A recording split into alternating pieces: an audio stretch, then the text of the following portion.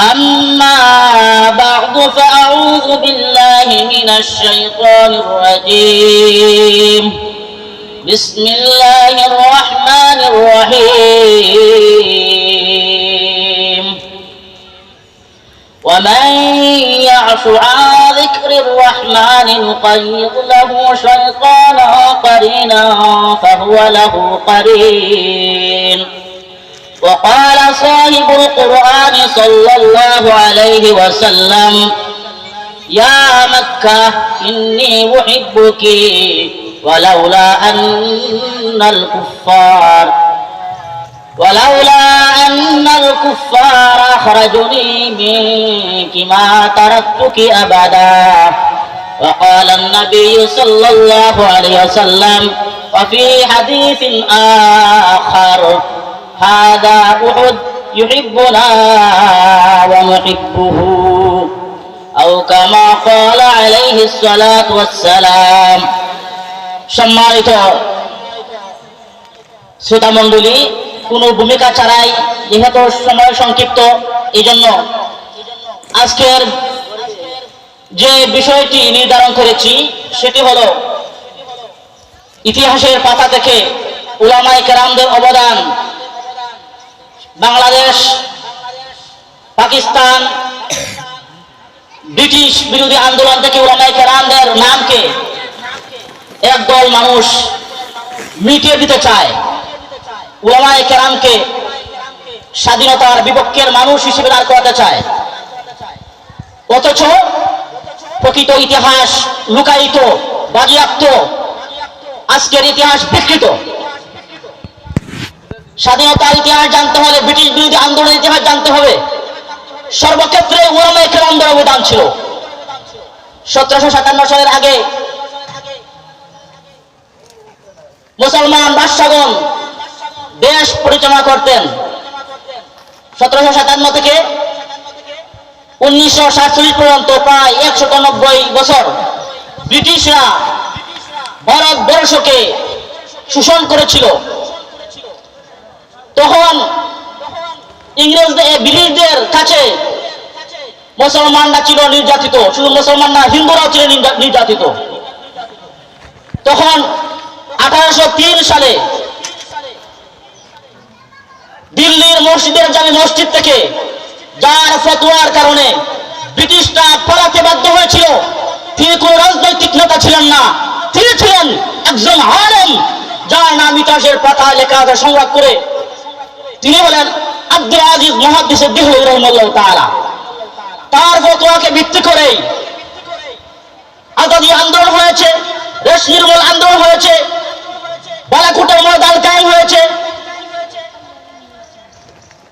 তার ফতোয়াকে কেন্দ্র করে শামিলির যুদ্ধে অনেক উলামায়ে কেরাম জীবন দিলেন। কাসিম নানতুবি, হযরত গাঙ্গোহী, তাদের নেতৃত্বে শামিলি যুদ্ধ হয়েছিল। এরপর 1915 সালে হযরত শাইখুল হিন্দ মাহমুদুল হাসান দেওবন্দি রাহিমাহুল্লাহ তাআলা ইংরেজদের বিরুদ্ধে লড়তে গিয়ে উনি কারাবন্দী হিসেবে মালতার কারাগারে 4 বছর আবদ্ধ ছিলেন। উনার সেবায় নিয়োজিত ছিলেন উনার ছাত্র হযরত শেখুল ইসলাম হুসাইন আহমদ মাদানী নওয়ারাল্লাহু তাআলা মারকাদাহু। উলামায়ে কেরাম ব্রিটিশ বিরোধী আন্দোলনের কারণে দিল্লির এমন কোন গাছ ছিল না, দেওবন্দে এমন কোন গাছ ছিল না যে গাছের মধ্যে উলামায়ে কেরামদের লাশ কি ছিল না, উত্তেজিত ছিল না। অনেক আলেমকে এই ফতোয়ার কারণে ফুটন্ত তেলের মধ্যে তাদেরকে শাহাদাত বরণ করতে হয়েছে। অনেককেই গরুর চামড়ার মধ্যে, মহিষের চামড়ার মধ্যে তাদেরকে ঢুকিয়ে পুড়িয়ে হত্যা করা হয়েছে, শহীদ করা হয়েছে। এই জন্য আমরা বলে দিতে চাই, বাংলাদেশের ইতিহাসকে লিখতে হলে সর্বপ্রথম লিখতে হবে আব্দুল আজিজ মুহাদ্দিস দেহলভীর নাম, লিখতে হবে সাইদ আহমদ শফিক দেহলভীর নাম, লিখতে হবে ইসমাইল শহীদের নাম, লিখতে হবে মাহমুদুল হাসান দেওবন্দির নাম, লিখতে হবে হুসাইন মাহমুদ মাদানীর নাম, লিখতে হবে উলামায়ে দেওবন্দের অনেক উলামায়ে কেরামদের নাম। এই ফতোয়াকে কেন্দ্র করেই বাগদার কারাগার থেকে বের হওয়ার পরে মাহমুদুল হাসান দেওবন্দি প্রতিষ্ঠা করলেন জমিয়ত উলামা ইসলাম। ওটাকে কেন্দ্র করেই ইসলামের দুর্গ হিসেবে প্রতিষ্ঠিত হয় দারুল উলুম দেওবন্দ। এই জন্য দারুল উলুম দেওবন্দ একটা মাদ্রাসা নয়, একটা বিপ্লব, একটা ইতিহাস, একটা চেতনা। এখান থেকে সমস্ত বাতিলের বিরুদ্ধে এখান থেকেই মানুষ সচেতন থাকবে, এখান থেকেই ছাত্ররা বের হয়ে দিনের সর্বক্ষেত্রে পাহারাদার হিসেবে কাজ করবে। এখন আসুন 1952 সালে যারা রাষ্ট্রীয় ভাষা বাংলার জন্য শাহাদাত বরণ করেছেন উমুদ্দিন খান, খান বাসানি 1954 সালে, যাদের নাম সঠিক ইতিহাসে পাওয়া যায় দুজন আলেমের নাম, যুক্তফ্রন্ট 1954 সালের।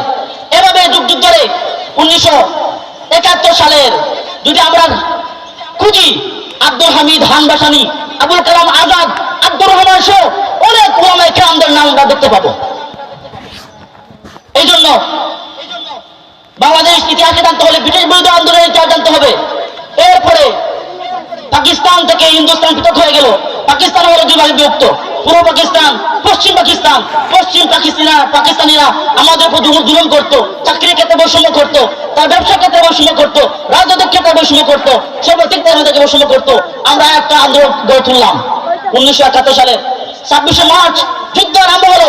দীর্ঘ 9 মাস যুদ্ধ করার পরে আমরা পেলাম সবুজের বুকে এক লাল স্বাধীনতা, সবুজের বুকে এক স্বাধীনতা মানচিত্রে উঠে আসলো আমাদের স্বাধীনতা।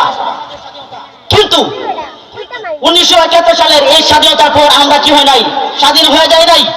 এরপরে 1971 সালের পর থেকে রাজনৈতিক পালাক্রমে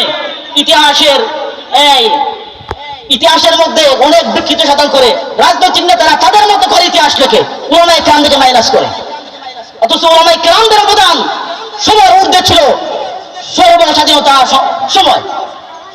এরপরে যে রাজনৈতিক দল আসে ভারতের হিন্দুস্তানের গোলামি করে, আমরা কাগজপত্রে আমরা মানচিত্রে একটা স্বাধীনতা পেয়েছি, স্বাধীনতার পতাকা পেয়েছি, কিন্তু এই স্বাধীনতার পতাকার কোন স্বতন্ত্র কোন শক্তি নাই। কারণ একটা দেশ স্বাধীন করে যখন সে তার স্বাধীনভাবে স্বতন্ত্রভাবে সে সিদ্ধান্ত গ্রহণ করতে পারবে, তার সংস্কৃতি, তার চিন্তা চেতনা সব কিছুগুলো সে একভাবে করতে পারে। কিন্তু আমরা দেখতে পাই ভারতের ইন্ধন ছাড়া কোন রাজনৈতিক নেতা কাজ করতে পারে না। তো আমরা স্বাধীনতা পেলাম কোথায়? এরপর থেকে প্রায় 16 বছর সাবেক স্বৈরাচারী সরকারের পতন হলো কেন? প্রধান একটা কারণ হলো ভারতের দাদাগিরি করা। আন্দোলন শুরু হলো 24 সালের যে আন্দোলন হয়েছিল সেখানে অবদান কার? একসময় দেখবেন ইতিহাস লেখা হবে উলামায়ে কেরামদেরকে মাইনাস করে। আমরা বলে দিতে চাই 24 সালের জুলাই যে যুদ্ধ হয়েছিল সেখানে ছিল সরাসরি জমিয়ত উলামা ইসলাম এবং হেফাজতে ইসলামের ভূমিকা। সেখানে ছিলেন সবার আগে মাওলানা হক সাহেব, চরমনাই পীর সাহেব, ফৈজুল করিম সাহেব। তারাই প্রথমে কারফিউ বন্ধ করে তারাই কি করেছিলেন? তারাই আন্দোলনের বিদ্রোহ করে তুলছিলেন। এখন আসুন, আমরা স্বাধীন হয়েছি কিন্তু বিদেশিদের তাবাদারি আমাদের কি করতে হয়? তাহলে আমরা স্বাধীনতা পেলাম কোথায়? উপনিবেশবাদের যদি কর্তৃত্ব মানতে হয় এর নাম তো স্বাধীনতা না।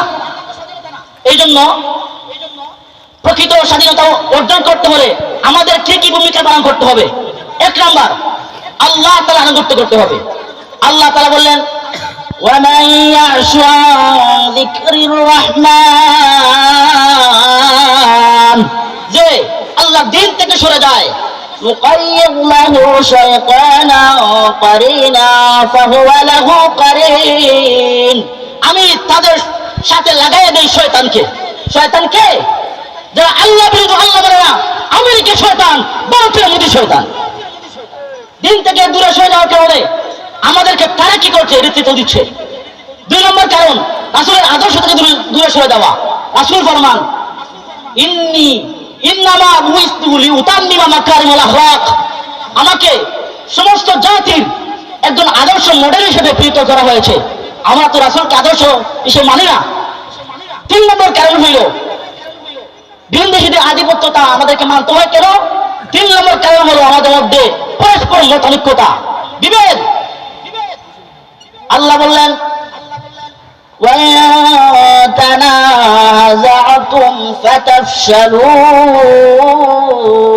যদি তোমরা পরস্পর মতানৈক্য করো তোমরা দুর্বল হয়ে যাবে। আমাদের মধ্যে এটাই হলো আসল বিষয়। রাজনৈতিক কুন্দলে এক দল আর দলকে দেখতে পারে না, প্রয়োজনে কাফিরকে সাহায্য করে। রব বলেন যদি সার্বভৌমত্ব, স্বাধীনতা, সততা, ইনসাফ কায়েম করতে চাও তাহলে পরস্পরের মধ্যে বিভাবেদ ভুলে গিয়ে এখো ওয়াতাসিমু বিহাবলিল্লাহি জামিআ ওয়া লা তাফাররাকু। এটাই হলো কোরআনের বাণী। সম্মানিত শ্রোতা মণ্ডলী, আমরা দেখেছি গত কয়েকদিন আগে আমাদের এক ভাই ভারতের আধিপত্যের বিরুদ্ধে স্লোগান দেওয়ার কারণে তাকে নির্মমভাবে হত্যা করা হয়েছে, শহীদ করা হয়েছে। তারা আন্দোলন করেছিলেন, জীবন দিয়েছেন যাতে বিনদেশী তাবেদারদের কাছ থেকে আমাদের দেশকে রক্ষা করতে পারি। দেশকে ভালোবাসা, মাতৃভূমিকে ভালোবাসা ইমানের অঙ্গ। রাসূল ফরমান ইয়া আহলা মক্কা ইন্নী উহিব্বুকি, হে মক্কা আমি তোমাকে ভালোবাসি। যদি মক্কাবাসী আমাকে বের না করতেন, বের হতাম না।